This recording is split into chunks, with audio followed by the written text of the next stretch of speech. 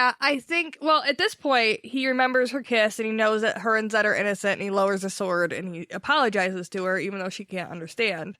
Because she asks, what have you done to Richard? Right, because he's like, oh, okay. But then he gets frustrated because she can't understand him. And I think they're a little bit weirded out because he's doing like super erratic things. This is a bad guy who has tons of power and all this. And he just like came running up to us. And then he was angry, and now he's being weird. It's like a new player on an online video game. He's over here, he's digging through the saddlebags. Yeah. He's over here with his sword, hacking at a tree. Now he's jumping over there for 5 minutes. I don't know what he's doing. I can't understand him. He's talking real calm, then he's shouting at us. Now he's crying. Like, what? No idea what's going on here. He does dig through the saddlebags looking for the box, and Zed's like, ha ha ha, you'll never find it. And that is the weirdest, like, oh, okay, you guys can't understand me. I'm just going to dig through the saddlebags. It'll be fine. If you guys have the box, I'll just take it. You guys will be fine with that. Yeah, because they would just let him get away with it. We talked about that, too. There's no chance they would let him get that close if they did have the box. Now, they don't, so that's not to be ignored, but there's no chance if they did have the box that Chase would just let him open the saddlebag and take it. What a weird thing it would be if he was able to. He would have gotten the box and, like, left, and they would be like, oh, shit, Dark and Rawl just came in here and grabbed the box. Yeah. Well, what were you guys doing? Oh, we were standing right there. Yeah. We just didn't try and stop him. Yeah, we weren't able to why? Get the box back. We didn't try very hard. But, I mean, I feel like maybe if he found it, they would try harder, but it would still be a weird, like, they would have been left sitting there like, well, now we're fucked. Yeah, it would have been done. Then they would have known for sure that Dark and Raw has the box. Right. But Richard realizes at that point, oh, well, okay, they're not stupid. They wouldn't be coming after me into Hara with the box. That would be dumb. At this point, he turns to his dragon friend and is like, hey, why don't you try to talk to him? Yeah, which is a really good idea. If they can understand you, then we can effectively communicate. Yeah. But when she tries, they don't get it. No, they just stare at her. Now, this is something Jade and I were talking about earlier. They don't understand Scarlet. A little bit later in the chapter, Scarlet brings up the fact that it must be a wizard's web for people, but they must not be able to understand me because I'm with you. So it affects the people who see Richard and the people he is with, but if you're a dragon, it wouldn't work on you. Right, because she can see who Richard really is. Right. So even though she is not loyal, one could say she was in his employ. Right. But that doesn't mean she's loyal to him. Right. But were they to, like, run into another dragon, that other dragon would be like, okay, I see who you are. Yeah, because it doesn't work, quote unquote, on dragons. Right. It took us a while to, like, navigate through the logic because we were like, wait, It doesn't work on dragons, but it does work on dragons. What? The other theory we had was maybe dragons speak High Daharan for whatever reason, like Dark and Rawl, and Kaelin and Zed wouldn't be able to understand the dragon anyway, and that Richard has something up with him that allows him to understand High Daharan. He was able to read the Book of Counted Shadows. That is true. But that's not what's happening here. No, that's not what it is. It is a specific kind of wizard's web. Yeah. It took us, you guys, you would have been proud. It took us a good long while to figure that out. Backtracking, Kindle, Audible, all the stuff. Oh, yeah. Several notes were had and discussed. So, Richard realizes it's fruitless to keep talking to these people and hops on his fucking dragon and flies away. They have a whole new world moment. Yeah. Yeah, Jade was saying this is a lot like the scene in Aladdin where they go flying together because it's dusk, it's getting dark, right? You can see the sun and the night sky kind of meshing together in the clouds, and it's very nice. Yeah. It's disappointing, but it's nice. Yeah. He's flying through the clouds, and they're wonderful and fluffy, and when they fly around one of them, it looks like an ice cream cone. Yeah. But Richard figures that Mike has to have it. He just has to figure out how to prove to him that he's Richard and not Darken, because that last time didn't go very well. No, it did not.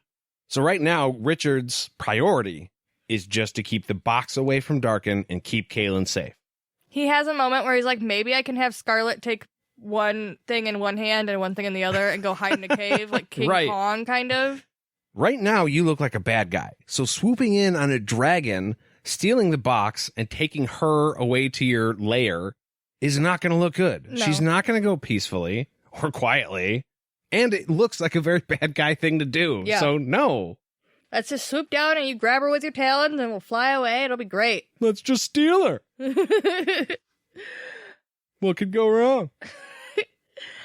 Yes, he's got a plan to like wrap this shit up with a bow, kick back with a beer, and just relax. It seems so easy. Yeah. Get the girl, get the box. I don't know why nobody else thought about it. Open the fridge. Duh. Tuck the sword up in the corner by the door, so people know you have it. Yeah. And enjoy a nice cold beverage. Speaking of a nice cold beverage. Yeah. Tonight, we are drinking Great Lakes Brewing Company's Edmund Fitzgerald Porter. Now, I know they're from Ohio, but actually we get a little bit of leeway on this one because the Edmund Fitzgerald is a ship that's at the bottom of Lake Michigan. So in a way, it ties in. It's close. Yes. It's robust and complex. Our porter is a bittersweet tribute to the legendary freighter's fallen crew, taken too soon when the gales of November came early. There is also a fantastic song about the Edmund Fitzgerald, and I highly recommend you check that out. But the beer is good. It's very dark. Well, obviously it's dark. What am I trying to say? I thought it was a really easy drinker. To be honest, there wasn't a ton of flavor. No. I'm just being honest. That's okay. I don't hate it, though. I'd totally drink it and be happy to have one if offered. Yeah. Just to clarify. There's very few beers that I would throw back at you if you gave them to me. Yeah, no, you're absolutely right. Unless it's that spicy one from up north. Then maybe no, I'm good. But I appreciate the offer. Yeah. Thank you. Well, I think we're going to go get a refill, and we'll be back right after this.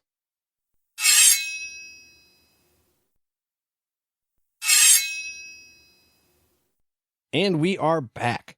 So Scarlet and Richard are on their way to go find the Westland Army and Richard's brother. Richard's brother, most importantly. So they're flying around what I imagine to be their formation from before. Low to the ground, swooping, trying to find people. And they finally find the army. Yeah. Once they do, Richard asks her if she can put them out in front of the army so then he can land and not be spotted. And she just laughs. She's like, dude, I can put you in the middle of them. Where do you want to go? Fucking course I can. So it's funny to me that there was all those guards. Now, granted, Richard was taking the cave to get to her egg, but there was all those guards, and that many guards was a problem. But 1,000 men, not a problem. Yeah, she's not worried about it. So how many guards were there? I mean, I think there was a lot, but I think it's a difference in the creature. Like, guards can fly and take her down and rip her apart. Men are just men. She can burn them bitches. Guards are a lot stronger than men. Yeah.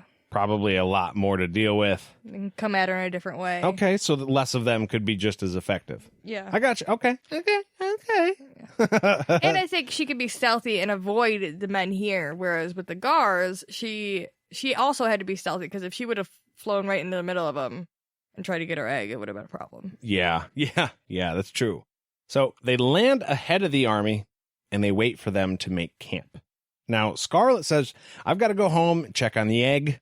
Richard says that she should come back in the morning to come check on him. He'll be fine until then. And she starts telling him that this flying thing that they've been doing pretty easily now, you got to go somewhere, let's fly, is actually a little bit more complicated than all that. If it's cloudy tomorrow, it's going to be a problem, because if the clouds are too low, she can fly over the mountains. If the clouds are super high, she can fly under the clouds and over the mountains. But if the clouds are just at the right height where she has to fly over them, she won't be able to see. She can't come get Richard. Right. So just warning you, weather is shitty. I'm probably not going to be here on time to pick you up. Right. You see that snowstorm we're going to get? Traffic's going to be real slow. Oh, gosh. So He tells her, I'm going to travel by the roads. Just come get me whenever you can. You'll find me there. No matter what, I have to find my friends and be back at the People's Palace in 3 days. So even if you don't see me or find me back, you know where I'm going. Yeah.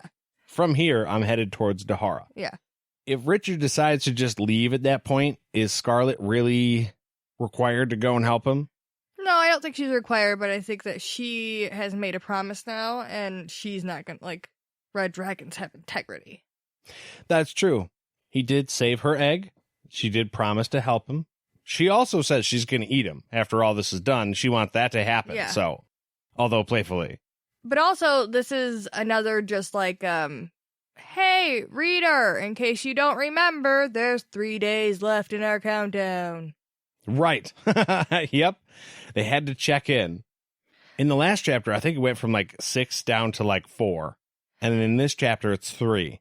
Yeah, they're just slowly letting you be aware of the hourglass on the table. So, as she flies away, Richard remembers seeing her at the beginning of our story. And he's like, I wonder what she was doing there. And it frustrated me a little bit because, first of all, you know that she was Darkin's ride. Right. So, Darkin was probably there. And we actually know that at least a couple days after that first day that he saw her, Darkin was there because they burned down Zed's house. But also, that first day, he couldn't go into his house because somebody was creepy in there. Wonder who that was. Yeah. And the whole, like, concept of somebody landing down weirdly by his house without crossing the path with the spider webs. I get, again, there's more things going on right now, but if you remember her that day, you probably remember the also weird thing that you saw. Right. No, I totally agree with you. All of those details add up to, yes, Richard does know what was going on. He may not have thought about it yet, but like all the information is there. And somebody like Richard is bound to pick up on all of this. Yeah, connect the dots a little bit. You knew he was chasing you already, so. Right. Why wouldn't it have been that? It just makes sense. Right. I agree, Jade. At this point, he does start doing what he should have been doing before he saw Zed and Kaylin. He's making a plan to go in and reveal himself as Richard, even though he looks like Darkin. Right. So he's trying to figure out how to do this. And Richard remembers this thing that him and his brother used to do. This super fun thing. Yeah, super fun thing. It was a game. You wouldn't understand, but it was fun. Yeah. They would play swords together. And then Richard, when he lost, would kneel down and give what they called the loser's salute. Okay, you beat me. You win. Yeah, I'm a loser. But whenever Michael lost, he refused to do it like a little bitch. Yeah, definitely a sore loser. But since Richard knows, okay, I'm going to look like Darkin Rawl because obviously Michael is loyal to me. I'm going to go in there and he can't understand High Daharan either. So I'm going to have to do something with my body to show who I am. And this is all I have. Once he sees the army, he realizes that it's not the entire army. It's actually just Michael's personal guard. So it's just a small, like, detachment of dudes. And he figures that this is because Michael couldn't wait when he knew that Zed and Chase and Kaylin were coming after him. He was, following his heart over his head, because, that's it for sure. It's just love. He just loves him so damn much. Yeah. He can't wait. He's just blindly running into the fire after his brother. God, what a good guy. Yeah. Gosh, I want to shake his daddy's hand. You raised a good one, sir. Yeah. Such a good dude. Never mind the, grabbing on women and stuff. Yeah, all of his terrible, terrible flaws. And the fact that he's a selfish asshole who can never admit defeat. Right. Whatever. So Richard creeps through all the guards pretty easily and makes it to Michael's tent. Well, hold on. Pretty easily? No. Laughably easily. No, it's true. It's not 1,000 guys. Jade and I were talking earlier, and at first I was like, it's an army, it's 10,000. And I was like, it's 1,000. It's like, no, it's 50 guys. Yeah. But he sneaks past every single one of the 50 guys in like a paragraph. I just imagine him like ducking and rolling and like a bad comedy movie where he's just like, He's got to have drums and cello music behind him. Bum, bum, Yeah. bum, bum, bum, bum, bum, bum, bum, bum.